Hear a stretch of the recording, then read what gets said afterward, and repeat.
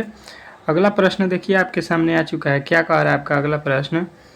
अगला प्रश्न कह रहा है कि एक लंबे समरूप आविष्ट सीधे तार से दूरी r पर विद्युत क्षेत्र की तीव्रता E1 एवं दूरी R2 पर विद्युत क्षेत्र की तीव्रता E2 है, तो E1 एवं E2 के अनुपात में जो है क्या रेशियो होगा, ये आपको बताना है। ठीक है, तो आपको याद रखना है कि 2:1 हो जाएगा। 2:1, ऑप्शन नंबर जो है आपका बी जो है इस प्रश्न का राइट उत्तर हो जाएगा 2/1। ठीक है, चलिए अगला प्रश्न को देखते हैं। यहाँ पे कह रहा है कि एक विद्युत द्विध्रुव के अक्ष पर r दूरी पर विद्युतीय क्षेत्र की तीव्रता E1 तथा लंब अर्धक रेखा पर r दूरी पर तीव्रता E2 है।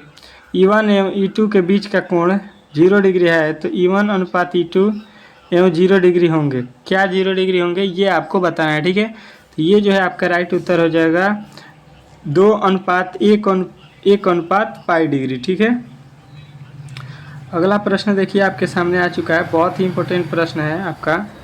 क्या कह रहा है आपका अगला प्रश्न? यहाँ पे देखिए कह रहा है कि आघूर्ण वाला एक विद्युतीय द्विध्रुव विद्युतीय क्षेत्र के आघूर्ण वाला एक विद्युतीय द्विध्रुव विद्युतीय क्षेत्र आघूर्ण वाला एक विद्युतीय द्विध्रुव विद्युत के साथ 90 डिग्री का कोण बनाता है, तब इस पर लगा बल आघूर्ण जो है बताना है कि कितना होगा। ठीक है, तो ये जो है आपको याद रखना है कि इस पे जो है बल लगेगा वो लगेगा आपका आघूर्ण वाला एक विद्युतीय द्विध्रुव विद्युतीय क्षेत्र x के साथ। ठीक है, 90 डिग्री के कोण बनाएगा तब।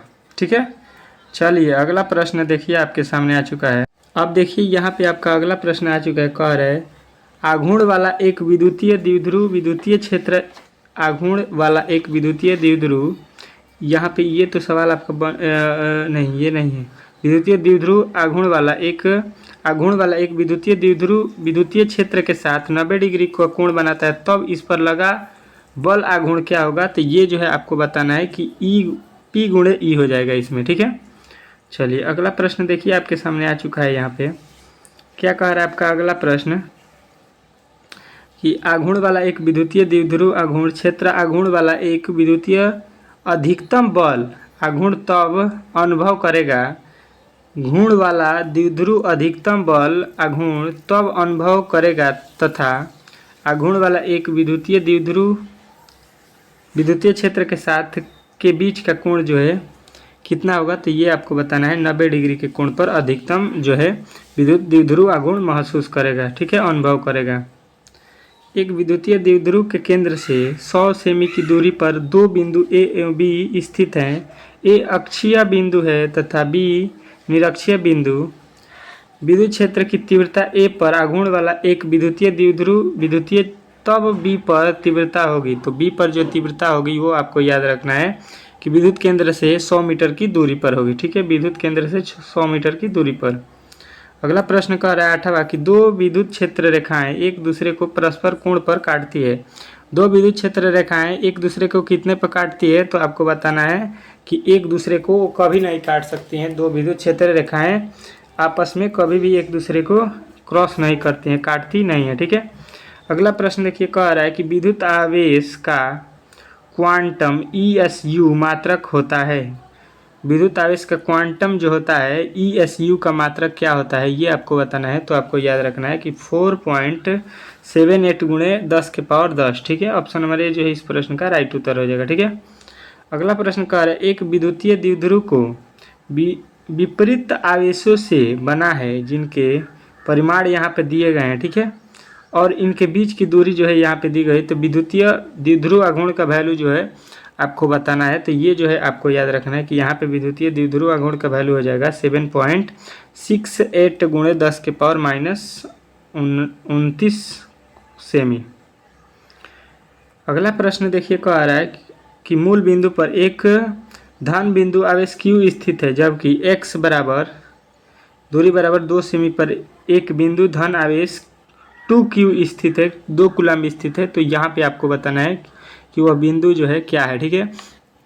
तो आपको याद रखना है कि वो हो जाएगा आपका आवेशों के बीच की किसी बिंदु पर विद्युत क्षेत्र की तीव्रता 0 हो सकती है, ठीक है।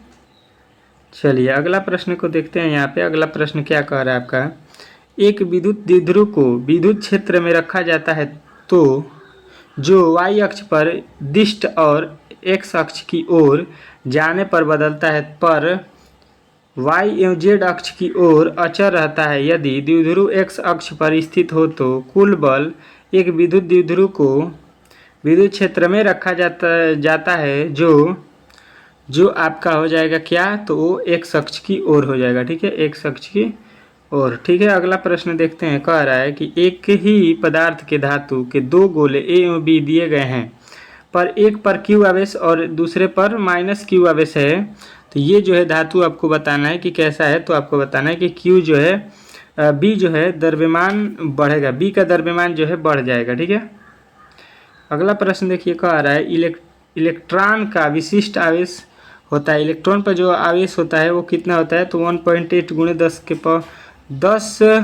के पावर 11 कूलम्ब पर केजी, ठीक है।